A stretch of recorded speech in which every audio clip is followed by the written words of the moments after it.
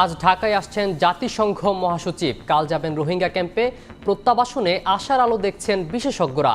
Mini martial plan বাস্তবায়নের পরামর্শ।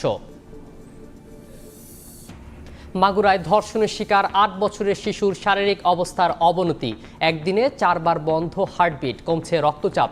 দেশবাসীর কাছে দোয়া চাইল সেনাবাহিনী।